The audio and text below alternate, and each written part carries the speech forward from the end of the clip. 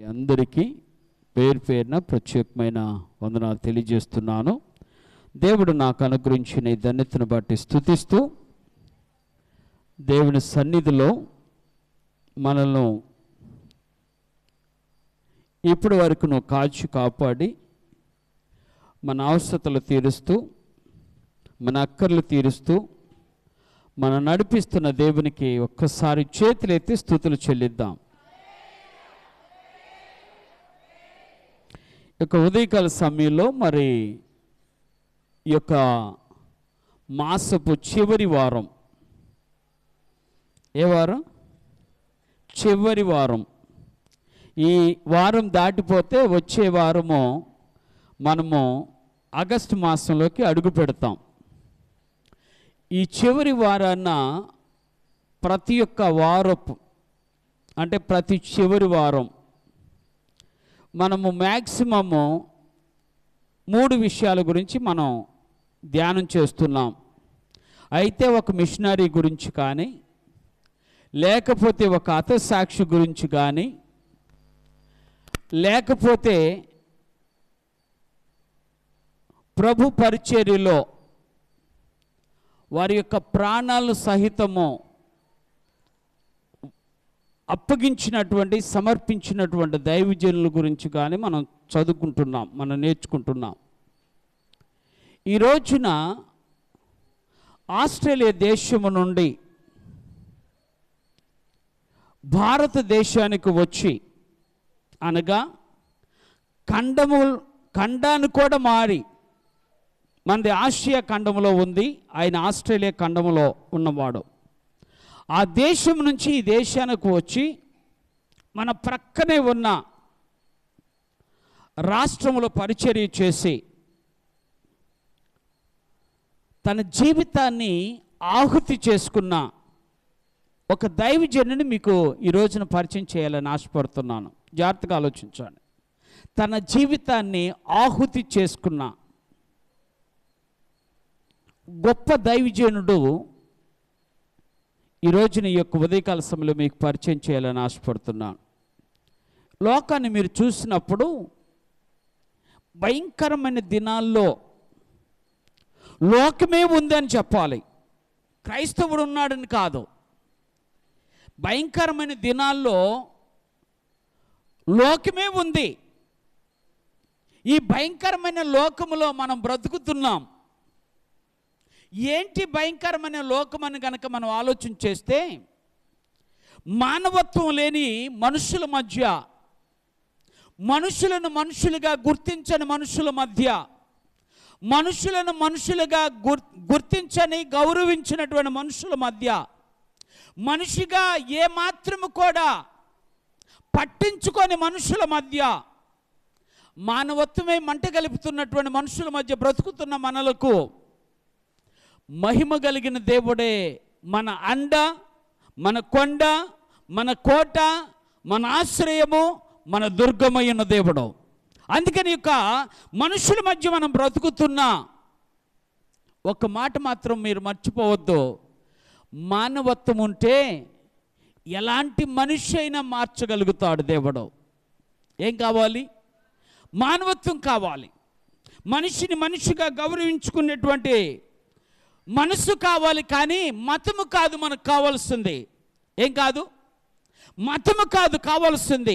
మనిషిని మనిషిగా గౌరవించుకునే మానవత్వం కావాలి. మనిషిని మనిషిగా గౌరవించుకునే మానవత్వం కావాలి. మనుషులకు దేవుడు పెట్టిన భిక్ష ఏంటంటే, మనుషులకు దేవుడిచ్చిన గొప్పతనం ఏమిటంటే, ఆయన ప్రేమను పంచి మన ప్రాణాలను రక్షించిన దేవుడు. దేవుని స్తోత్రం. మీరు అనుకోవచ్చు, అయ్యా దేవుని బిడ్డలుగా బ్రతుకుతున్నాం కదా, దేవుడు మన ప్రాణాలను రక్షించడా అంటే మీరు అనుకోవాల్సిన మాట ఏమిటి? నేను అనుకోవాల్సిన మాట ఏంటో తెలుసా? దానియేలు భక్తుడు తన గ్రంథంలో రాస్తూ, షడ్రకు మిషక్ అబేద్నెగోలు అన్నారు, మేము చనిపోయినా పర్వాలేదు, మా దేవుడు రక్షించకపోయినా పర్వాలేదు, మేము మాత్రం మీ బొమ్మకు మ్రొక్కమన్నాడు. ఎంత గొప్ప తీర్మానం కదండి, ఎంత గొప్ప ఆశయము. ఎంత గొప్ప ఆలోచన, ఎంత గొప్ప నిర్ణయమో వారి జీవితాలను ఉన్నతమైన స్థితిలోనికి మార్చగలిగింది. ఈ భూలోకములోనే వారు ఉన్నతమైన స్థితిలో ఉన్నారు. కారణం ఏమిటంటే వారు నమ్ముకున్న దేవుడు సజీవుడని అనేక ప్రాంతాల్లో చాటి చెప్పిన ఘనత క్రైస్తవుడికి మాత్రమే ఉందని మర్చిపోవద్దు. ఎవరికి ఉంది? ఎవరికి? ఏ విషయంలో? మనం నమ్ముకున్న దేవుడు మహిమ కలిగిన దేవుడు అని సాటి చెప్పగలిగిన ఘనత ఎవరికి ఉంది? కేవలం ఒక క్రైస్తవుడికి మాత్రమే ఉంది. అందుకని ఈ ఉదయకాల సమయంలో ఈ మానవత్వము అర్చిపోతున్న మనుషుల మధ్య సంచరిస్తున్న క్రైస్తవులను ఎంత భయంకరంగా జీవించాలని, ఎంత భయంకరంగా నిరోధించాలని, ఎంత భయంకరంగా హీనపరచాలని, ఎంత భయంకరంగా అవమానపరచాలని, ఎంత భయంకరంగా క్రూరంగా హత్య చేయాలని కూడా ఆలోచిస్తున్నటువంటి మనుషులు ఈ లోకములో ఉన్నారు అనటానికి ఏమాత్రం సందేహమో లేదు. కానీ మన దేవుడే మన ధైర్యము, మన దేవుడే మనకు ఆశ్రయము, మన దేవుడే మనకు నిత్యము కాచేవాడు, కాపాడే దేవుడు. అందుకని ఈ ఉదయకాల సమయంలో ఈ యొక్క గ్రహం స్టెయిన్ గురించి మీతో చెప్పాలని ఆశపడుతున్నా. అతని పేరు గ్రహం స్టెయిన్. విన్నారా ఎప్పుడన్నా? ఓకే, గ్రహం స్టెయిన్ అనేటువంటి దైవజనుడు ఆస్ట్రేలియా దేశంలో నుండి దేవుని పరిచర్య చేయాలి. అప్పట్లో భారతదేశం అంటే భయంకరమైన దేశము. భారతదేశంలో కనీస విలువలు లేనటువంటి దేశము. స్త్రీనిగా గౌరవించలేనటువంటి దుస్థితి కలిగిన మనుషులు, మృగాలు ఉన్నటువంటి దేశం, మగాళ్ళు ఉన్న దేశం అంది. ఎవరిని? స్త్రీని కూడా మనిషిగా గౌరవించినటువంటి మృగాలు ఉన్న, మగాళ్ళు ఉన్న దేశం మనది. అందుకని ఆ దినాలలో సతీ సహగమనము అంటే భర్త చచ్చిపోతే భార్యను కూడా చంపేయాలి. ఈ రోజును కూడా ఇంకా నయ్యం, మా మగవాళ్ళు మంచోళ్ళు అమ్మ. ఎందుకో చెప్పనా? ఇదివరకు రోజుల్లో కనుక ఆలోచన చేస్తే ఉదయాన్నే లేవగానే మగాళ్ళకి పాదాభివందనం చేసుకుంటేనే పవిత్రమైన స్త్రీ అని భావించేవారు. ఏ స్త్రీ? ఎవరు? పతియే దైవం అని పాదాలకు నమస్కారం చేసి, ఇప్పుడైతే ఒకవేళ ఏంటి చేయట్లేదు అన్నామనుకోండి, ఎలా ఉంటుంది అంటారు మగవాళ్ళ పరిస్థితి? ఒకసారి ఆలోచించండి. నువ్వు నాకు పొద్దున్నే లేచి పాదాభివందనం చేసుకొని పని చేసుకో అని కనుక ఒకవేళ భర్త కనుక శాసిస్తే, అవసరమైతే భర్తనైనా వదిలేస్తానికి నీ పాదాలకు ఎందుకు దండం పెడతాను, నీ దండం పెడతాను, నన్ను వదిలేసి అంటాం కదా. కానీ ఆ రోజుల్లో భర్తను అంత ఇదిగా చూశారు. స్త్రీ అంటే గౌరవం లేకుండా చూశారు. స్త్రీ అంటే ఒక ఆట బొమ్మను చూశారు. స్త్రీ అంటే కేవలము ఒక మనిషి వాడుకోవటానికి ఉపయోగపడే పాత్ర అనుకున్నారు. అలాంటి దేశములో చైతన్యం రగిలించారు, చైతన్యవంతులను చేశారు. దేశాన్ని పట్టి పీడిస్తున్న అనాగరికమైన చర్యలకు అడ్డుపడ్డారు. ఏ చర్యలకు? అనాగరికమైన చర్యలకు అడ్డుపడ్డారు. నా దేవుడు స్త్రీని పురుషుణ్ణి ఒకే రీతిగా ప్రేమించాడని చాటి చెప్పిన ఘనత ఒక క్రైస్తవుడికి మాత్రమే ఉందంటంలో ఏమాత్రమో సందేహము లేదు. ఇప్పుడు కూడా ఆధిపత్యం ఎక్కువైపోతుంది. ఎవరి మీద? స్త్రీ మీద ఆధిపత్యం. ఏమండి మీరు చూడండి, ఎప్పుడైనా జ్ఞాపకం చేసుకోండి. ఒకవేళ పురుషుడు ఎంత తప్పు చేసినా ఏమాత్రము కూడా వారిని దండించేవారు కాదు. కానీ స్త్రీ తప్పు చేస్తే భయంకరం. నేటికి ఆ వ్యవస్థ ఉందంటే భయంకరం కదా. అందుకే చెప్తున్న ఈ ఉదయకాల సమయంలో అటువంటి వ్యవస్థను సహితము మార్చిన ఘనత క్రైస్తవులకే కాదు, నా దేవుడు అనుగ్రహించిన ఈ గ్రంథమునకు ఉందంటంలో ఏమాత్రం సందేహము లేదు. దేవుడు మనుషులను మార్చడమే కాదు, మనస్సులను మార్చిన దేవుడుగా దేవుని యొక్క ఘనత పొందినటువంటి మహా గొప్ప బైబిలు పవిత్ర గ్రంథమని భావిస్తూ మనుషులను పవిత్రులుగా చేసే ఒక అద్భుతమైన గ్రంథముగా వర్ణిస్తూ అనేక మంది చాటి చెప్పినటువంటి ఈ బైబిల్ చరిత్ర అద్భుతమైనదని చెప్పాలి. ఏ చరిత్ర? బైబిల్ చరిత్ర. అందుకని ఈ ఉదయకాల సమయంలో ఆ ఖండములో నుంచి, ఆస్ట్రేలియా అనే ప్రాంతంలో నుంచి ఆయన ఈ యొక్క ఆంధ్ర పక్కనున్నటువంటి ఒరిస్సా ప్రాంతానికి వచ్చాడు. ఎక్కడికి? ఒరిస్సా ఎక్కడుందో తెలుసా? ఈశాన్యమున మనకు ప్రక్క రాష్ట్రము. ఇటు చూస్తే మనకు కర్ణాటక ఒక ప్రక్క, ఇప్పుడు తెలంగాణ వచ్చింది. ఇటు వెళితే ఇంకొక ప్రాంతం వెళ్ళిపోతే ముంబై వస్తుంది, మహారాష్ట్ర వస్తుంది. ఇటు కనుక వెళ్ళిపోతే మధ్యప్రదేశ్ వస్తుంది. ఇన్ని ప్రాంతాలు కలిగినటువంటి ఆ ప్రదేశానికి వెళ్ళాలంటే మహాభయంకరం. నేటికి ఒరిస్సాలో నేటికి ఆదివాసి అనే తెగల వారు భయంకరంగా హీనపరచబడుతున్నారు.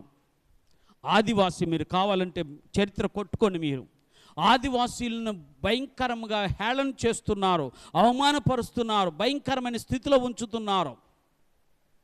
అటువంటి ప్రదేశంలోకి సువార్త చేయాలని ఆస్ట్రేలియా దేశం నుంచి వచ్చాడు గ్రహం స్టెయిన్. వచ్చిన తర్వాత ఆయన ఏం చేయాలో అర్థం కాల. పరిస్థితులు చూస్తే ఆ ప్రాంతం అంతా భయంకర, బంజీ అనేటువంటి ఒక ప్రాంతం అది. ఆ ప్రాంతం చూసినప్పుడు అక్కడ అనేక మంది కుష్టి వ్యాధి కలిగిన వారు భయంకరమైనటువంటి స్థితిలో ఉన్నారు. ఎవరు? కుష్టి వ్యాధి కలిగిన వారు. కుష్టి వ్యాధి ఆ రోజుల్లో భయంకరమైన వ్యాధి. కుష్టి వ్యాధి అంటే ఆ రోజుల్లో ఒక భయంకరమైన వ్యాధే కాదు, వారిని హేసడించుకొని హేళన చేసి సొసైటీకి లేదనుకుంటే ఈ ప్రాంతానికి దూరంగా ఉంచేవారు. ఆ ప్రాంతాన్ని చూశాడు, ఆ ప్రాంతాన్ని ఎన్నుకున్నాడు. ఆ ప్రాంతంలోనే ఒక లెప్రసీ హోమును ఏర్పాటు చేసుకున్నాడు. లెప్రసీ హోమ్లో ఏర్పాటు చేసుకొని వారికి ట్రీట్మెంట్ ఇవ్వడానికి 1965లో మన భారతదేశానికి వచ్చాడు. ఎప్పుడు? 1965లో ఆ భారతదేశానికి వచ్చి సేవ చేస్తున్నాడు. సేవ చేస్తూ ఉంటప్పుడు 1981లో ఒక స్త్రీ ఆ ప్రాంతానికి, ఆమె కూడా ఒక మిషనరీగా వచ్చింది.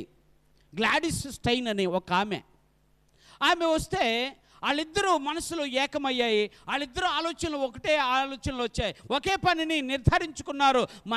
మనమందరము కూడా ఈ కుష్టి వ్యాధి మధ్య సేవ చేయాలనేటువంటి సంకల్పంతో ఆమె కూడా ఆస్ట్రేలియా నుంచి వస్తే వాళ్ళిద్దరూ కలుసుకొని వారు వివాహం చేసుకొని 3 సంతానాన్ని వారు పొందుకున్నారు. జాగ్రత్తగా ఆలోచించాలి. ఎందుకు ఈ విషయం చెప్తున్నానంటే, ఇక్కడ వివాహం జరగదా, వివాహం జరిగిందా, వివాహ జీవితం బాగుందా, వివాహ జీవితం బాగోలేదా కాదు.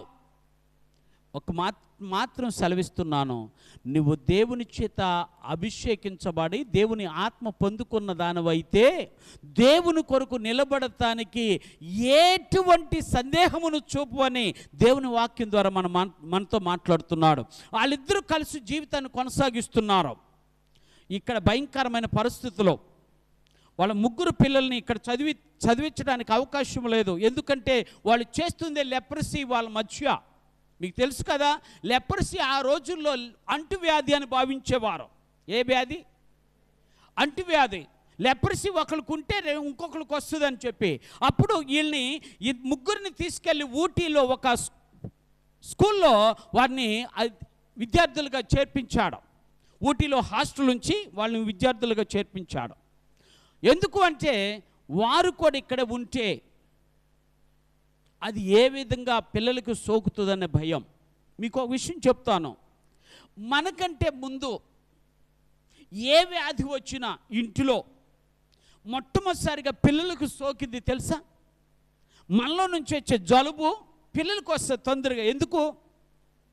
వాళ్ళకి రెసిస్టెన్స్ పవర్ తక్కువ, వాళ్ళు దాన్ని తట్టుకోగలిగినటువంటి శరీరము కాదు. అందుకని చెప్తాను మీకు, అప్పుడప్పుడు మీ పిల్లల్ని జాగ్రత్తగా, కాలాలను బట్టి జాగ్రత్తగా మీ బిడ్డలను భద్రపరుచుకోవాలి. దేన్ని బట్టి? అవునా కదా? వర్షాకాలం వస్తుందనుకో, పిల్లల్ని ఏం చేస్తావు? వదిలేస్తావా?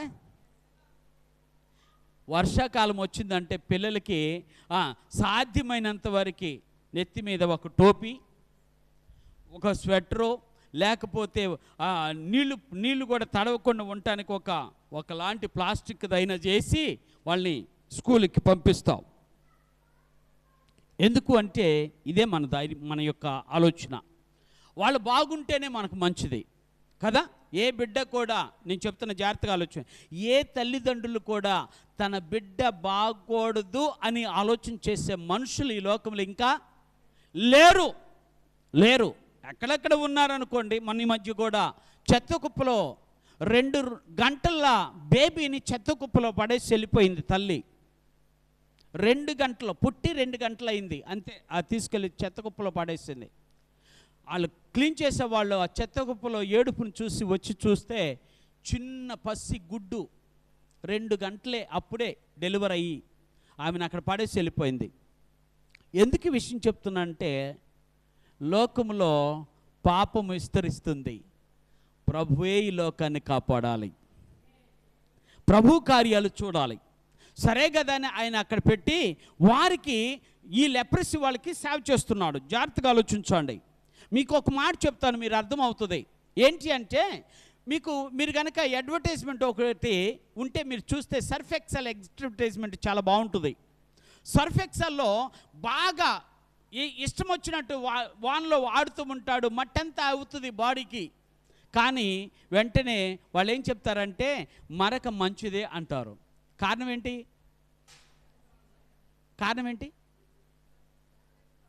సర్ఫ్ ఎక్సెల్ ఉందని. అర్థమవుతుందా మీకు? ఆ సోప్ ఉందని, ఆ పౌడర్ ఉందని, ఆ పౌడర్ కనుక వేస్తే ఆటోమేటిక్గా ఎంత మరకున్నా కూడా అది పోతుంది అని ఒక ఆలోచన. పోద్దో ఉందో తెలియదు కానీ ఒక మాట చెప్తా, మానవత్వం ఉంటే మనుషుడికున్న మరకలన్నీ పోతాయి. ఆమెను చెప్దాం. ఏముండాలి? మానవత్వం ఉంటే చాలు. మనిషిని మనిషిగా గౌరవించగలిగే సొసైటీలో ఉంటే చాలు. మనిషిని గౌరవించడమే కాదు, మనిషిని యొక్క అవసరతలు తీర్చడానికి ముందుకొచ్చే మనుషులు ఉంటే చాలు. దేవుడు తప్పనిసరిగా వారిని వాడుకొని అద్భుతమైన రీతిలో వారిని ఉంచుతాడు. అందుకని ఈ మనుషులు వీళ్ళిద్దరూ కలిసి ఒక సేవ చేస్తూ ఒక ఆశ్రమాన్ని, హోమ్ని నడిపిస్తూ ఉన్నారు. వాళ్ళతో సేవ చేస్తూ ఉన్నారు. పరిస్థితుల్లో వాళ్ళు ఏం చేసేవాళ్ళంటే, ఉదయం సేవ చేస్తూ, ఏది కుష్ఠవ్యాధి కలిగిన వాళ్ళకి, రాత్రులు ఆ పక్కనున్న గ్రామాలకు వెళ్ళి సువార్తను ప్రకటిస్తూ ఉండేవాళ్ళు. ఆ పక్కనున్న గ్రామాలకు వెళ్ళి సువార్తను ప్రకటిస్తున్నారు. చాలా ప్రదేశాలు తిరిగారు. మహర్గంజ్ అని, జహర్గంజ్ అని, మహమార్ అని, ఇంకా చాలా ప్రాంతాల్లో వాళ్ళు సువార్తను ప్రకటిస్తూ జీవితాన్ని, రాత్రులేమో సువార్త ప్రకటించడం, పగలేమో మనకేంటి, మనలో మన మాటలే మనకేంటి చెప్పండి. వాళ్ళేమో రాత్రులు సువార్తను ప్రకటించేవాళ్ళు, పగలేమో ఈ కుష్ఠవ్యాధి కలిగిన వాళ్ళందరికీ ట్రీట్మెంట్ ఇచ్చి వాళ్ళని బాగు చేసేవాళ్ళు. ఎవరు? 2 భార్యాభర్తలు. మన పని ఏంటి?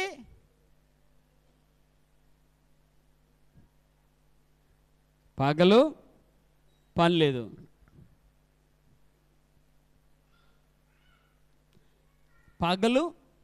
పని లేదు, ఇక మీరు చెప్పే పని ఏంటో చెప్పనా? మగవాళ్ళు గంటలో చేసేస్తారు మీ పనులు. ఏంటి? దాన్ని రుద్దిందే రుద్దుతారు, ఊడ్చిందే ఊడుతారు, తుడిచిందే తుడుతారు. పనే ముందుకు సాగదు, చివరికి సమయం అంతా అయిపోద్ది. అబ్బా ఎంత కష్టపడుతున్నాను నీకేం తెలుసయ్యా, ఒకరోజు ఉంటే తెలుస్తుంది అంటారు మరి, కాదా? కానీ నేను ఎందుకు ఈ విషయం చెప్తున్నా అంటే, నిజంగా దేవుని మీద అభిమానం, దేవుని మీద ప్రేమ, దేవుని సేవ మీద ఒక బలమైనటువంటి ఆలోచన, దేవుని యందు విశ్వాసం మనం కలిగి ఉంటే మనము కష్టించి దేవుని కొరకు పనిచేస్తాము. దేవుని స్తోత్రాలు. కష్టపడి పనిచేస్తాం, ఇష్టపడి పనిచేస్తాం. ఏ నష్టము రాకుండా దేవుడు కాపాడుతానే విశ్వాసంతో పనిచేస్తాం, కాదా? అది చెయ్యాలి. ఈ విధంగా స్వార్థను ప్రకటిస్తే వాళ్ళ మీద వచ్చినటువంటి నింద ఏంటో చెప్పనా? వీళ్ళు మనుషులను క్రైస్తవులుగా మారుస్తున్నారు, మన దేశాన్ని మార్చడానికి వచ్చారు, మన ప్రాంతాన్ని మార్చడానికి వచ్చారు అని చెప్పి వారి మీద అనేకమైన నిందలు వేశారు, అవమానాలు భరించారు, అన్నిటిని ఓర్చుకున్నారు. క్రైస్తవుడిగా నీకు నాకు దేవుడు చెప్తున్నట్టు మాట చెప్పనా? ఓర్చుకుంటేనే ఒక అద్భుతాన్ని చూడగలుగుతావు. ఆమెను చెబుదాం. ఏం ఓర్చుకోవాలి? శ్రమను ఓర్చుకోవాలి, కష్టాన్ని ఓర్చుకోవాలి, కన్నీరును ఓర్చుకోవాలి. అన్ని విషయాల్లో దేవుడున్నాడన్న ధైర్యంతో అన్నిటిని ఓర్చుకోగలిగితే ఏదో ఒక దినాన నువ్వు అద్భుతాన్ని చూడగలుగుతావు. ఆమెను చెప్తున్నాను, చూడగలుగుతావు. ఎందుకు అంటే నా దేవుడు నిన్ను చూసి, నీ శ్రమను చూసి ఊరికెళ్ళేవాడు కాదు, పలకరించి పనిచేసేవాడు నా దేవుడు. దేవుని స్తోత్రాలు. ఎవరు నా దేవుడు? పలకరించి పని చేసేవాడు. కావాలంటే మీరు చరిత్ర చదువుకోండి. చరిత్రలో అనేక మందిని దేవుడు యేసుక్రీస్తు లోకంలో 3.5 సంవత్సరాలే ఉన్నాడు. ఎన్ని సంవత్సరాలు? 3.5 సంవత్సరాలు ఉన్నాడు. కానీ మహాదేవుడు ఎన్ని అద్భుతాలు చేశాడో చెప్పనా? బైబిల్లో చెప్పిన మాటను కనుక మీరు జ్ఞాపకం చేసుకుంటే యోహాను భక్తుడు అంటాడు, ఆయన చేసిన కార్యాలను రాయటానికి ఈ భూమి చాలదు అన్నాడు. అంటే అన్ని కార్యాలు చేశాడు. ఎన్ని సంవత్సరాల్లో?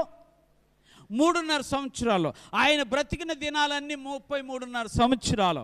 3.5 సంవత్సరాలు సేవ చేశాడు. 30 సంవత్సరాలు ఆయన ఎక్కడ ఉన్నాడు కూడా, ఇంట్లో ఉన్నాడు. ఇంట్లో వాళ్ళ తల్లిదండ్రులకి సహాయపడ్డాడు అనే విషయం తప్ప మనకు చరిత్రానుసారంగా అంతకు మించినటువంటి ఆధారం మరొకటి లేదు.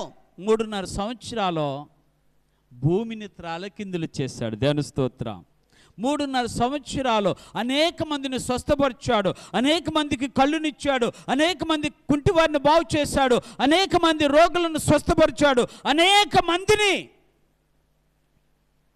ఆయన తన వెంట నడిపించుకున్నాడు.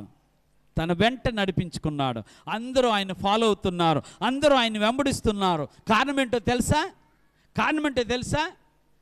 ఆయనకి మానవుని మీద ఉన్న ప్రేమ, మనుషుల మీద ఉన్న ప్రేమ, మనుషుల యొక్క ఆలోచనల మీద ఉన్న ప్రేమ, మనుషుల యొక్క తలంపుల మీద ఉన్న ప్రేమ, మనుషులను బాగు చేయాలని తలంపుతో ఉన్న దేవాతి దేవుడు సెలవిస్తున్నటువంటి మాట ఏమిటయ్యా అంటే, నువ్వు దేవుని కొరకు నిలబడతావా, దేవుడు నీ కార్యాన్ని జరిగిస్తాడు. ఆమేన్ చెప్తాం. ఆ విధంగా వారి జీవితాలను కొనసాగిస్తూ, దేవుని పరిచర్యను కొనసాగిస్తూ, ఏ విషయంలో కూడా వారు ఇబ్బంది వస్తున్నా కూడా వాటిని ఎదుర్కొంటూ, అవమానాలు వస్తున్నా వారిని భరించుకుంటూ, అవమానాలు వస్తున్నా వారిని భరించుకుంటూ దేవుని సేవకై నిలిచారు. జాగ్రత్తగా ఆలోచించాలి. అలా నిలిచిన ఆ కుటుంబంలోకి ఉప్పిన వచ్చింది. ఆ నిలిచిన కుటుంబంలోకి ఉపద్రవం వచ్చింది. వాళ్ళు నిలిచిన కుటుంబంలోకి ఒక భయంకరమైన జీవితము నిజము బయటకు వచ్చింది. ఏంటా జీవితం అంటే, జనవరి 22వ తారీఖున 2003లో 1999లో ఒక భయంకరమైనటువంటి పరిస్థితి ఎదుర్కొన్నారు. ఆ సమయంలోనే బిడ్డలు వారు కాలేజీ స్కూల్లో చదువుకున్నటువంటి వాళ్ళు తిరిగి సెలవులకని ఇంటికి వస్తే వాళ్ళని వెంట పెట్టుకొని ఒక ప్రాంతాన్ని, బరిపాడ అనేటువంటి ప్రాంతానికి వెళ్ళాడు. జాగ్రత్తగా ఆలోచించాలి, నాయకు చూడాలి. బరిపాడ అనే ప్రాంతానికి వెళ్ళి రాత్రి సువార్త ప్రకటించుకొని వస్తూ ఉంటే భయంకరమైన వర్షం, భయంకరమైన చలి, అది ఒక భయంకరమైనటువంటి మరి ఏమంటే శీతాకాలంలో ఒక భయంకరమైన పరిస్థితుల్లో ఆ ప్రాంతంలో ఎక్కడ చూసినా చలి, భయంకరమైన చలి ప్లస్ వర్షం మంచులాగా పడుతూ ఉంది. ఏం చేయాలో అర్థం కాల. సరే కదా అని ఆ ప్రాంతానికి వస్తూ ఆ మధ్యలో బరిపడినటువంటి ప్రాంతం దగ్గర ఆయన ఆగిపోయాడు. నాన్న, ఇక మన బండి నడిపించడం మన వల్ల కావటం లేదు, ఈ వాహనంలో వెళ్తే మన వల్ల కావటం లేదు, కాబట్టి ఒక పని చేద్దాం, ఈ వాహనంలో ఇక్కడే మనం పడుకుందామని చెప్పి ఆ ప్రాంతంలో అక్కడ ఆ వాహనాన్ని నడిపించడానికి కుదరలేదు కాబట్టి ఆ ప్రాంతంలో అందరూ నిద్రపోవటానికి ఉపక్రమించారు. తండ్రి ఉన్నాడు, 2 కొడుకులు ఉన్నారు. ఈ లోపల ఒక 50 మంది మనుషులు కత్తులతో, గొడ్డలతో వచ్చారు. జాగ్రత్తగా ఆలోచించండి. కత్తులు గొడ్డలు పట్టుకొని 50 మంది మనుషులు. ఉన్నది ఎంతమంది ఇక్కడ? 6లో ఎవరు కూడా సరిగ్గా వెళ్ళటానికి అవకాశం లేదు. ఎందుకంటే అప్పటికే ఆయనకి వయసు పెరిగిపోతుంది. గ్రామ్స్టైన్ వయసు పెరిగింది, పిల్లలు చూస్తే చిన్నవారు, 10 సంవత్సరాల పిల్లాడు ఒకడు, ఆ 7 సంవత్సరాల పిల్లాడు ఒకడు. వాళ్ళు ఏం చేయగలుగుతారు? అస్సలు బయటికి వెళ్ళకుండా చుట్టూ ఈ 50 మంది మనుషులు ఆ యొక్క కారు చుట్టూ నిలబడ్డారు. ఆ కారుని అద్దాలను పగలు కొడుతున్నారు. ఈ భయంకరమైనటువంటి గొడ్డలతో ఆ కారుని ధ్వంసం చేస్తున్నారు. వీరు తుల్లిపడి లేచాలకే 50 మంది చుట్టుముట్టారు. 50 మంది చుట్టుముట్టారు. బయటికి రాలేని పరిస్థితి, లోపల ఉండలేని పరిస్థితి. ఆ భయంకరమైనటువంటి పరిస్థితిలో ఎంత బాధపడ్డారో, ఎంత వేడ్చుంటారో ఒకసారి మీరు జ్ఞాపకం చేసుకోండి. ఒక పక్కన మనిషి బాధపడుతుంటేనే, అందుకే చెప్తా, మానవత్వం బ్రతుకుంది కాబట్టి ఒక మనిషి పక్కన మనిషి బాధపడుతుంటే ఏడ్చి ఏడ్చి కన్నీరు కార్చే మనుషులు మనం కాదంటారా? ఎవరో తెలియని మనిషి ఒకవేళ యాక్సిడెంట్ అయ్యి అక్కడ పడిపోయి ఉంటే వాళ్ళని చూసి నవ్వుతావా? అలాంటి మనుషులు ఇంకా రాలేదేమని అనుకుంటాను. నవ్వేవాళ్ళు ఉన్నారనుకోండి లోకంలో, కానీ ఇంత భయంకరమైన పరిస్థితుల్లో, వారు ఏం చేయలేని పరిస్థితుల్లో వాళ్ళు ఆ కారులో ఉండిపోతే వీళ్ళు ఎలా కాదురా అని చెప్పేసేసి వాళ్ళతో తెచ్చుకున్నటువంటి ఆ పెట్రోల్ని ఆ కారు మీద పోసి వారిని సజీవంగా దహనం చేశారు. ఏ విధంగా? ఒక్కసారి ఆలోచించండి. ఒక మనిషి, నేను కన్నులారా చూశాను, ఒక మనిషి పెట్రోల్ పోసుకొని తగలపెట్టుకుంటే ఎంత భయంకరమైన రోదనో, ఎంత భయంకరమైన వేదనో, ఆ చూసిన వారు ఎంత భయంకరంగా ఏడుస్తూ ఉంటారో ఆ ప్రాంతమంతా కూడా. కానీ 50 మందిలో కన్నీరు కార్చిన వారు ఒక్కరు కనిపించలేదు. ఎవరి కోసం? దేవుని సేవ చేసిన వారి కోసం. కుష్ఠవ్యాధి అందరికీ దూరంగా ఉంచుతున్న ఈ మనుషుల కోసం చేసినటువంటి సేవ ఎవరు గుర్తించకపోయినా, ఈ రోజున దేవుడు నాతో మీతో మాట్లాడుతున్న మాట ఏమిటంటే, నీ శ్రమను, నువ్వు పడిన కష్టమును నా దేవుడు గుర్తించబోతున్నాడు. ఏదొక దినాన దానికి విడుదల కలిగించబోతున్నాడు. ఏదొక దినాన దేవుడు దానికి ప్రతిఫలం ఇవ్వబోతున్నాడు. అదే ఆశయము, అదే ఆలోచన, అదే తలంపు, అదే మన జీవితంలో ఉన్నటువంటి దేవుని యొక్క సన్నిధిని మనం అనిపిస్తున్నటువంటి విశ్వాసము. వారిని చంపేసేసారు. ఆ దినాల్లో అటల్ బిహారీ వాజ్పేయి అని ఒక ప్రధానమంత్రి, వాళ్ళు ఓపెన్గా ఛాలెంజ్ చేశారు. వాళ్ళ నినాదం ఏంటో తెలుసా? జై బజరంగ దళ్ నినాదం. ఏంటి అంటే వాళ్ళు అసలు దానికి ఏమాత్రం బాధపడతలేదు. ఒక మానవత్వం ఉంటే మనిషి నిజంగా ఏదో ఒక విధంగా బాధపడతారు కదండి. బాధపడలేదు. వాళ్ళు చేసింది గొప్పదనుకున్నారు, వాళ్ళు చేసింది న్యాయం అనుకున్నారు, వాళ్ళు చేసింది ధర్మం అనుకున్నారు, వాళ్ళు అనుకున్నటువంటి ఆలోచన ప్రకారంగా వారి జీవితాన్ని కొనసాగిస్తూ ఉన్నారు. అటల్ బిహారీ వాజ్పేయి అన్నాడు, అబ్బాయ్ ఇది ఏందో తేల్చాలి అని సిబిఐకి అప్పగించాడు. సిబిఐకి అప్పగిస్తే సంవత్సరం పట్టింది సిబిఐ వాళ్ళని పట్టుకోవటానికి. మీరు జాగ్రత్తగా ఆలోచించండి. ఇప్పుడు దినాలైతే అసలు పట్టుకోవటానికి ఎవరు వెళ్ళరేమని అనిపిస్తుంది. ఇప్పుడు దినాలైతే సిబిఐ ఎంక్వైరీ చెయ్యరనిపిస్తుంది. ఒకవేళ ఒక క్రైస్తవుడు చనిపోతే ఎవరు ముందుకు రారనిపిస్తుంది. ఎందుకంటే కళ్ళారా చూస్తున్నాం మన ఈ లోకంలో, మన భారతదేశంలో మన పరిస్థితి ఎంత భయంకరంగా ఉందో. కానీ ఒక్క మాట చెప్తాను నా ప్రియ దేవుని బిడ్డలారా, దేవుడు మాత్రం చూస్తూ ఊరుకుండేవాడు కాదు. ఆమేన్ చెబుదాం. దేవుడు మాత్రము చూస్తూ ఊరికుండేవాడు కాదు. సరే కదని సిబిఐ ఎంక్వైరీ చేస్తే, సిబిఐ ఎంక్వైరీలో అక్కడ చుట్టుపక్కల ఉన్న వాళ్ళందరూ ఆలోచన చేసి చెప్పారు, ఎవరు దీనికి కారణం ఎవరై అంటే దారా సింగ్ అన్నారు. ఒక మనిషి దాని బజరంగ దళ నాయకుడిగా చూస్తున్నాడు. ఆయన సారథ్యంలో వీళ్ళందరూ 50 మంది కూడుకొని ఆయన్ని ఆత్మాహుతి లాగా, అంటే వారు ఆ యొక్క పెట్రోల్ పోసి తగలబెట్టేసేసారు, ఆహుతిని చేశారు, చంపేశారు. అప్పుడు ఎంక్వైరీలో వాళ్ళని పిలిచి వాళ్ళని సంవత్సరం తర్వాత చూడండి, ఒక మనిషిని పట్టుకోవడానికి ఎంత కాలం పట్టిందో తెలుసా? సంవత్సరం పట్టింది. కారణం ఏంటో చెప్పనా? పోలీసులు నిజంగా తలుచుకుంటే 24 గంటల్లో పట్టుకోగలుగుతారు. కానీ విషయం ఏంటంటే అక్కడున్న ప్రజలే వారిని దాచి ఎక్కడ కూడా వాళ్ళ గురించి వివరాన్ని చెప్పకుండా ఉన్నారు.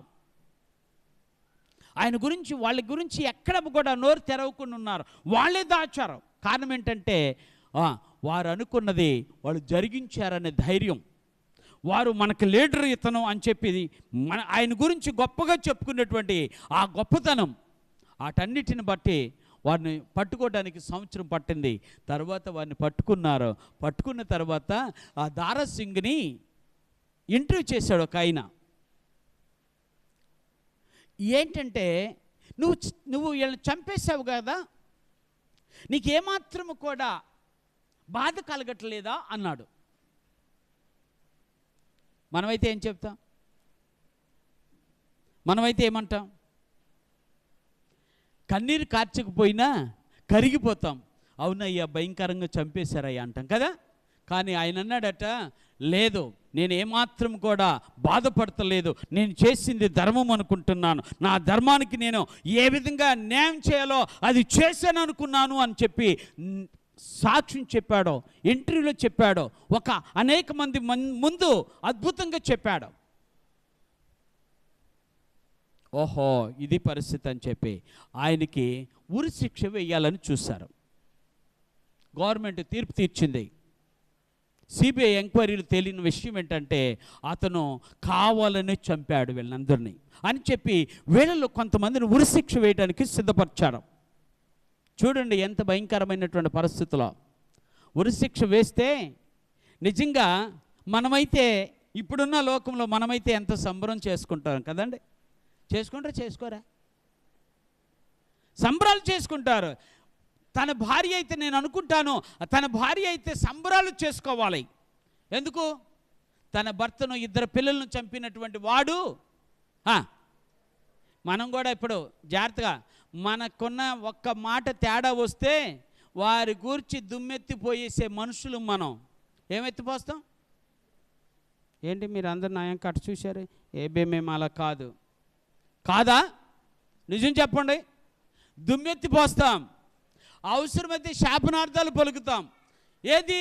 ఒక మాట తేడా వచ్చినందుకే, ఒక మాట జారినందుకే, ఒక దెబ్బ కొట్టినందుకే. భర్త అని ఉండదు, భార్య అని ఉండదు, బిడ్డలని ఉన్నారు. ఎన్ని భయంకరమైన శాపనార్థాలు పలుకుతారో. కానీ ఈమన్నది, అయ్యా, నా భర్తను చంపిన వారు వాస్తవమే, నా భర్తను నా బిడ్డలను చంపిన వారు వాస్తవమే, పట్టుబడ్డారు వాస్తవమే.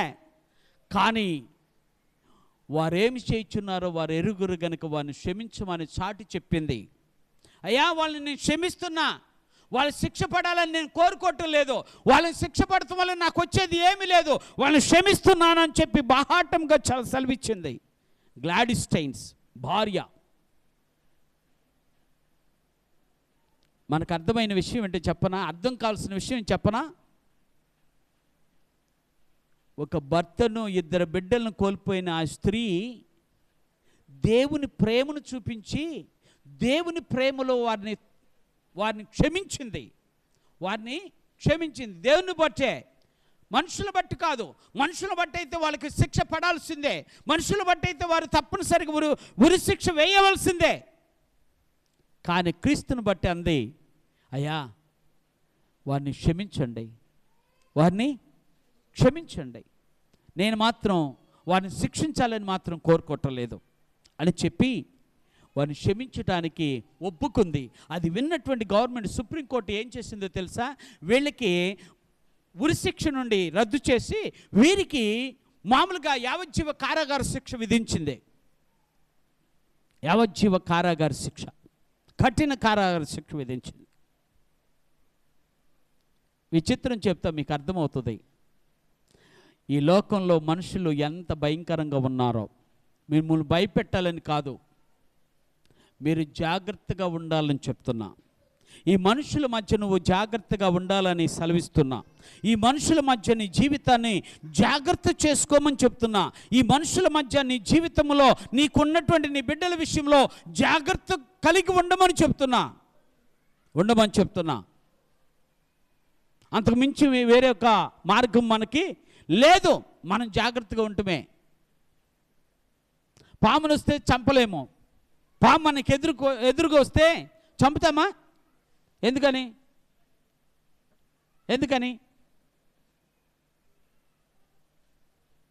అది మన ఇంట్లోకి వస్తే, ఇప్పుడు గ్లాడిస్టైన్స్ ఇంట్లోకి రాలేదా పాము? పాము వచ్చి వాళ్ళ ముగ్గురిని నాశనం చేయలేదా? కానీ క్షమించింది. ఎందుకు అంటే మన దేవుడు మనకు క్షమించడమే నేర్పించాడు. అందుకని మనం ప్రార్థన చేస్తాం, మా అపరాధములను మేము క్షమించిన ప్రకారము మా అపరాధములను కూడా క్షమించు. అంటే మనం క్షమించగలిగితే క్షమించబడతాం. మనమే క్షమించలేకపోతే మనం ఏ విధంగా క్షమించబడతాం? యేసుక్రీస్తు మనకు నేర్పిన రెండో సత్యము క్షమాపణ. క్షమించండి. ఎవరిని క్షమించారు? యేసుక్రీస్తు ఎవరిని క్షమించాడు? ఆయన ఎదుట నిలబడి ఆయన పిడిగుద్దులు గుద్దుతూ ఆయనకు సిలువ అప్పగించాలని హేళన చేస్తూ అవమానపరుస్తూ అనేక విధాలుగా గాయపరుస్తున్న వాళ్ళను చూసి చెప్పినటువంటి మాట ఏంటంటే, తండ్రి వీరేం చేయుచున్నారు, వీరు ఎరుగరు, క్షమించమన్నాడు. అపొస్తలుల కార్యంలోకి వెళితే అదే మాట భక్తుడైన స్టెఫెను మాట్లాడతాడు. అయ్యా తండ్రి, వీరి మీద ఏ నేరము మోపవద్దు, వీరిని క్షమించుమని. ఈ రోజున క్రైస్తవ్యము బ్రతికి ఉండటానికి కారణము క్షమాపణ హృదయం కలిగిన మనుషులు ఇంకా బ్రతికే ఉండటం. ఎవరండి? క్షమాపణ కలిగిన హృదయం ఇంకా బ్రతికే ఉంది. ఈ విషయాన్ని మీరు మర్చిపోవద్దు. అలాంటి భయంకరమైన పరిస్థితుల్లో వారి జీవితాన్ని కొనసాగించారు. శిక్ష పడింది, ఆ మాత్రం ఒప్పుకోలే. ఉరిశిక్ష వేయటం వల్ల నాకు వచ్చే ప్రయోజనం ఏం లేదు. ఉరిశిక్ష వేయమని నేను చెప్పను, కానీ నేను నా దేవుడు నేర్పించింది చెప్తున్నా. ఆమెను క్షమించండి అని చెప్పినప్పుడు వారి ఉరి శిక్ష నుండి తప్పించి వారికి యావజ్జీవ కారాగార శిక్ష విధించారు. అయినా ఈ లోకంలో ఎలాంటి భయంకరమైన పరిస్థితులు ఉన్నాయో మీకు ఒక విషయం చెప్తా. ఆ దారా సింగ్తో పాటు మహేంద్ర అనే ఒక అతను కూడా ఉన్నాడు.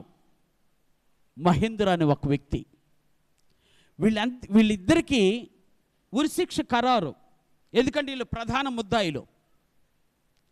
కానీ వాళ్ళు ఉరిశిక్ష నుండి యావజ్జీవ కారాగార శిక్ష వేస్తే ఆ యావజ్జీవ కారాగార శిక్ష నుండి కూడా మహేంద్రను మధ్య మంచి ప్రవర్తన కలిగిన వాడుగా నిర్ధారించి వారిని విడుదల చేసింది. మన్ని మధ్య అర్థమవుతుందా? ఇప్పుడు అర్థమవుతుందా?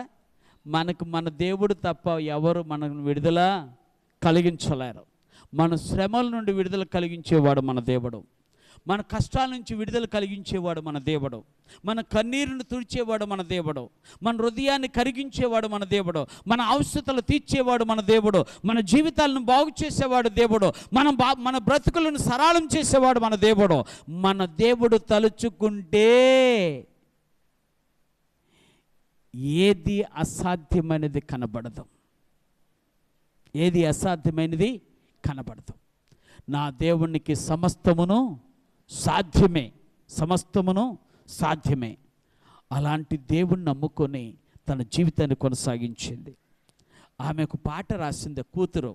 తెలుగులో దాన్ని తర్జుమా చేశారు. అద్భుతమైన పాట. తెలుగులో ఏమని తర్జుమా చేశారే? అనాథలం మేము కాముగా అని చెప్తూ ఆమె అందరిని కోల్పోయినా కూడా అమ్మను ఉంచాడు నా దేవుడు అని చెప్పి అద్భుతమైనటువంటి విధానంలో పాట పాడింది. ఎందుకు విషయం చెప్తానంటే, నా ప్రేమ దేవుని బిడ్డలారా, దేవుని ప్రేమ ఎంత గొప్పదో అర్థం చేసుకోండి.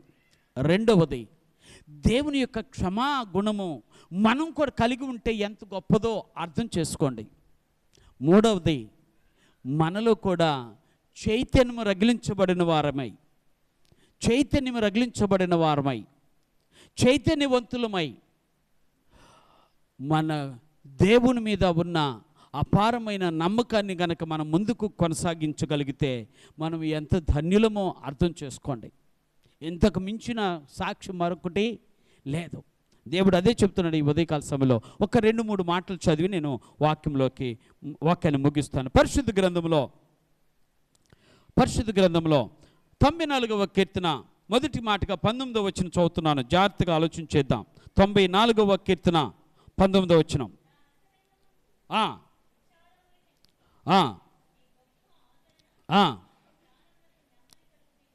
ఓకే. నా అంతరంగమందు విచారములు హెచ్చుగా నీ గొప్ప ఆదరణ నా ప్రాణమునకు నెమ్మది కలుగు చేయుచున్నది. ఇంకొక మాట కూడా చదువుతున్నాను పరిశుద్ధ గ్రంథంలో అదే అధ్యాయంలో 22వ వచనంలో చెప్తుంటాడు, యెహోవా నాకు ఎత్తైన కోట, నా దేవుడు నాకు ఆశ్రయ దుర్గము. చాలు. ఇక్కడ 4 మాటలు మీరు జాగ్రత్తగా ఆలోచించాలి. భక్తుడైన దావీదు అద్భుతమైన రీతిలో తన జీవితాన్ని గురించి వర్ణిస్తూ ఉన్నాడు. తన జీవితంలో జరిగిన పరిణామాలను వర్ణిస్తూ ఉన్నాడు.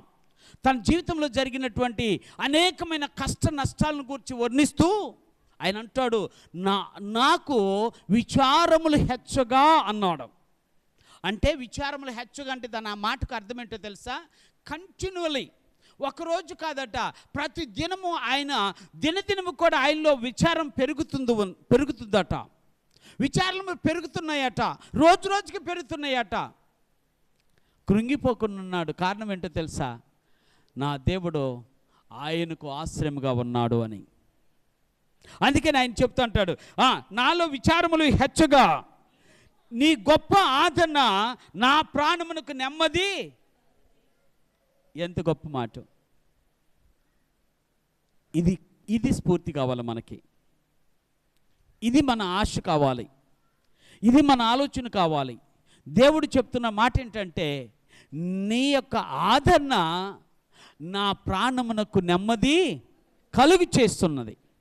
నాలో విచారాలు ఉన్నా కూడా ఆయన యొక్క ఆదరణ నా ప్రాణానికి నెమ్మది కలుగు చేస్తుందని చెబుతూ ఆయన అంటాడు, ఆయన నా ఎత్తైన కోట, ఆయన నా దేవుడు నాకు ఆశ్రయ. చెప్పగలుగుతావా? ఈ రోజున పరిస్థితులు ఎప్పుడు అనుకూలంగా లేవు. పరిస్థితులు మనం అనుకున్నట్టుగా రావు. పరిస్థితులు మనము ఎదుర్కోవాల్సిందే. పరిస్థితులు మనం జయించాల్సిందే. అలాగ జయించాలి అంటే నీలో ఇలాంటి అద్భుతమైన విచారం అంటే ఆలోచన రావాలి. ఇలాంటి అద్భుతమైన విశ్వాసం కలగాలి. ఏంటి అంటే, ఎన్ని పరిస్థితులు ఎదురొచ్చినా, ఎన్ని భయంకరమైన స్థితిగతులు నాలో మారుతున్నా, నా దేవుడే నాకు ఆశ్రయము, నా దేవుడే నాకు కోట, నా దేవుడే నాకు నెమ్మదిని కలిగించువాడు అని విశ్వాసంతో నేను ఉండగలిగితే, ఇప్పుడు చెప్తున్నా, మీరు అనుకోవచ్చు, అయ్యా అంత భయంకరమైన పాపానికి ఒడిగట్టినటువంటి వారు, అంత క్రూరంగా ఆత్మాహుతి చేసిన వారు, అంత క్రూరంగా వారిని చంపిన వారు, శిక్ష లేదా అంటే నేను చెప్తున్నాను, ఈ రోజున శిక్ష పడకపోవచ్చు. ఏ రోజున? నువ్వు అనుకున్న రోజున. కానీ వారికి ఒక దినం ఉంది. వారికి ఒక దినాన్ని దేవుడు ఏర్పాటు చేశాడు. ఆ దినము తప్పనిసరిగా దేవుడు శిక్షించబోతున్నాడు. ఆమేన్ చెప్దాం. ఆ దినాన అందరూ శిక్షించబడతారో, ఎవరైతే మనుషులను చంపేశారో, ఎవరైతే ఖడ్గము చేత చంపేశారో, ఎంతమంది ఏ విధంగా నాశనం చేశారో, క్రైస్తవ్యాన్ని తగలబెట్టారో, క్రైస్తవ జీవితాలను తగలబెట్టారో, వారందరికీ ఒక దినాన తీర్పు రాబోతుంది. ఆ తీర్పు దినాన ఎవ్వడు తప్పించుకోలేడు. జాగ్రత్తగా మీకు కూడా ఒక మాట చెప్తున్నాను, ఎవడో గురించి ఆలోచించొద్దు, ఎవడో చేసిన దాని గురించి ఆలోచించొద్దు. యేసుక్రీస్తు అన్నాడు, ఆయనట పొలంలో ఉన్నట్ట విత్తనాలు చల్లి, వ్యవసాయదారుడు విత్తనాలు చల్లి గోధుమలు చల్లి వెళ్ళాడట. గోధుమలు చల్లి వెళితే రాత్రికి రాత్రి సాతానుడు గురుగులు విత్తాడు. ఇవి రెండు పెరుగుతున్నాయి. యజమానుడు వచ్చాడు. అబ్బాయి పని వాళ్ళని పిలిచి, అయ్యా దయచేసి మీరు ఈ గురుగులను తీయొద్దు, పెరికి వేయొద్దు, కలుపు తీయొద్దు వీటిని. అదేంటండి, ఇవి పెరుగుతున్నాయి కదా. పెరుగుతున్నాయి ఇవి పెరగాలి. ఎందుకు అంటే ఇవి పెరగకపోతే వీటిని పెగిలించడం ద్వారా ఆటోమేటిక్గా ఉన్న గోధుమలు కూడా పాడైపోతాయి అని చెప్పి వాటిని పెరగని అన్నాడు. పెరగనిచ్చాడు. పెరగనిచ్చిన తర్వాత కోతకాలం వచ్చేసింది. కోతకాలమున కోతలు కోస్తూ ఉన్నారు. అప్పుడు పనివారికి చెప్పాడు, అయ్యా గోధుమలను ఒక ప్రక్క వేయండి, గురుగులను మరొక ప్రక్క వేయండి. ఏం చేయాలి? గోధుమల్ని ఒక ప్రక్క, గురుగుల్ని మరొక ప్రక్క వేయండి అన్నాడు. వెంటనే యజమానుడు చెప్పినట్టుగా గురుగుల్ని పక్కన పెట్టేశారు, గోధుమలను పక్కన పెట్టేశారు. గురుగులు తీసుకెళ్ళి బయట పారవేసి అగ్నితో కాల్చేసి గోధుమలు తీసుకెళ్ళి తన యొక్క గృహంలో ధాన్యాగారం ఉన్నటువంటి ఆ ప్రాంతంలో వాటిని పోసుకున్నాడు.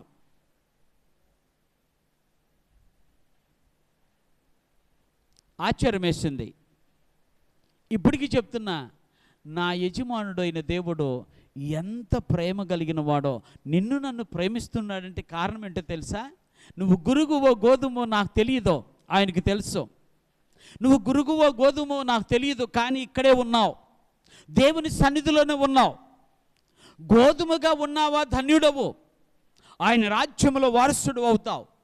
గురుగ్గా ఉన్నావా జాగ్రత్త, ఒక దినాన ఆయన కాల్చబోతున్నాడు, అగ్గిలో వేయబోతున్నాడు, వాటిని మంట పెట్టబోతున్నాడు, వారి జీవితాన్ని పాడు చేయబోతున్నాడు, వారు తీర్పు దినానికి రాబోతున్నారు, వారు అగ్నిగుండములో మలమల మాడబోతున్నారు. దాని నుండి తప్పించడానికే నా ప్రభు ఈ లోకానికి వచ్చాడు. దాని నుండి తప్పించడానికే. ఆ నరకాగ్నిలో నువ్వు నేను పడకూడదని, ఆ నరకాగ్నికి నువ్వు నేను ఆహుతి కాకూడదని, ఆ నరకాగ్నిలో నువ్వు నీ జీవితమో ఆ భయంకరమైనటువంటి శోధనకు గురి కాకూడదని, ఆ నరకాగ్ని నీకు దూరం అవ్వాలని నా యేసయ్య ఈ లోకానికి వచ్చాడు. నన్ను రక్షించడానికి సిద్ధంగా ఉన్నాడు. ఇప్పటికన్నా చెప్తున్నాను, ఇప్పటికన్నా తెలుసుకోండి, ఇప్పటికన్నా నువ్వు గోధుమగా మార్చబడటానికి ఆయనకి ఎంతో సమయం పట్టదు. గురుగులను సహితము గోధుమలుగా మార్చగలుగుతాడు.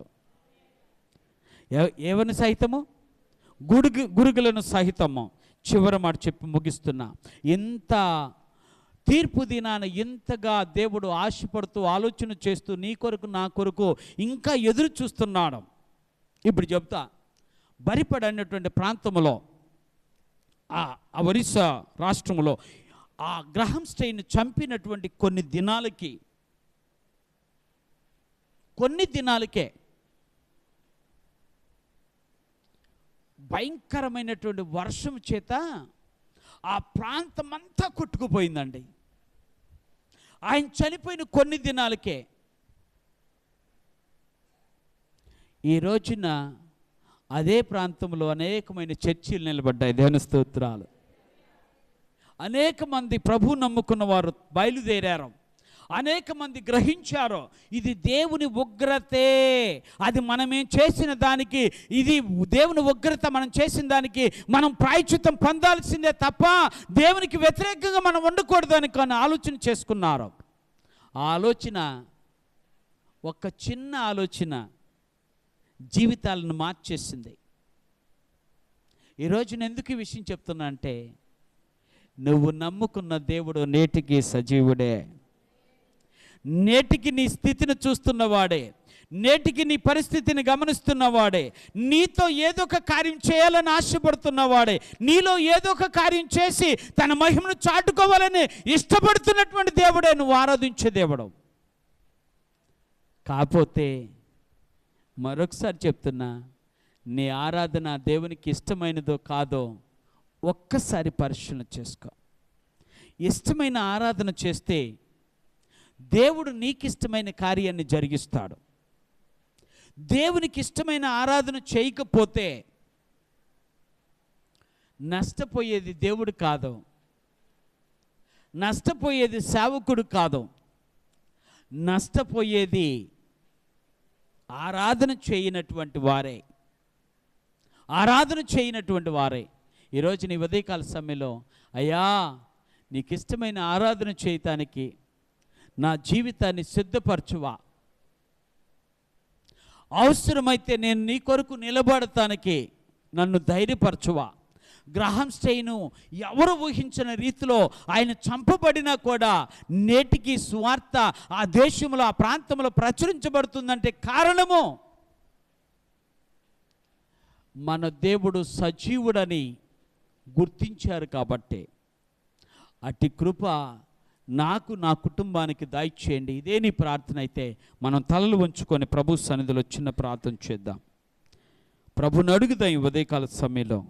అయ్యా, ఎంతోమంది ప్రాణార్పణ చేశారు, ఎంతోమంది ప్రభు అతడినైనా ఆహుతయ్యారు.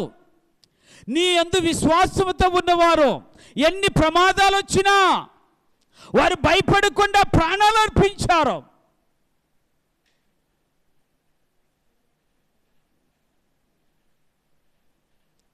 మేము పిరికి వారము, బలహీనలు ఈ సన్నిధిలో ఒప్పుకుంటున్నాం. కానీ అయ్యా, మా జీవితంలో ఎలాంటివి జరుగుతాయో జరగవో తెలియదు, కానీ ఒక్కడు మాత్రం తెలుసుకునే కృపను మాకు దయచేయి. ఒక దినాన తీర్పున్నదని గ్రహించుకునే కృపను, ఒక దినాన తీర్పు నుండి మేమందరము తప్పించబడితే తప్ప నరకానికి చేరువవుతామన్నటువంటి ఆ భయమును మాలో రగిలించండి. మేము నరకములో పడకూడదయ్యా, మా బిడ్డలు నరకములో పడకూడదయ్యా, మా కుటుంబాలు నరకములో పడకూడదయ్యా.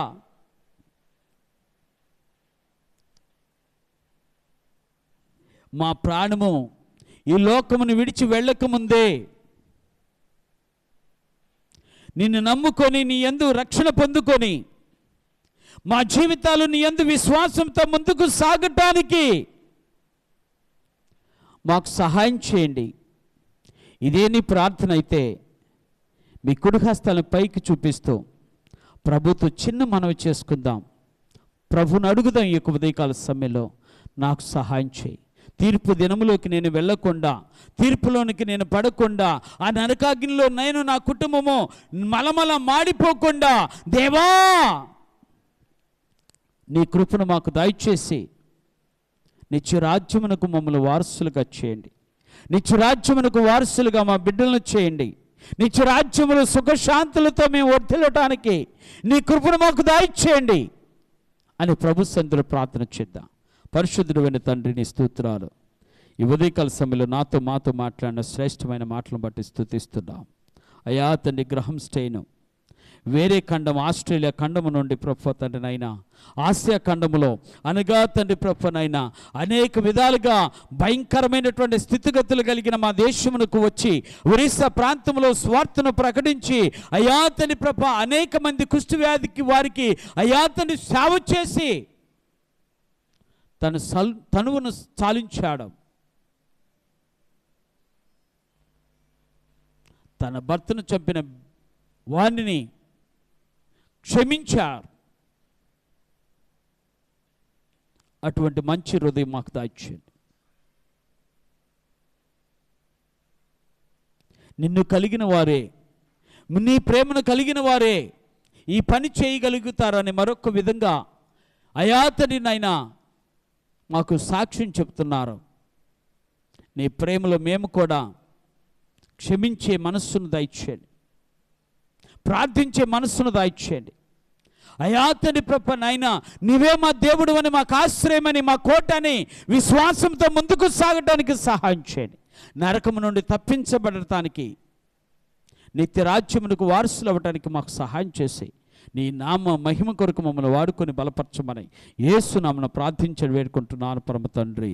ఆమేన్, ఆమేన్, ఆమేన్. హల్లెలూయా, హల్లెలూయా, హల్లెలూయా. ఓ పాట పాడుతూ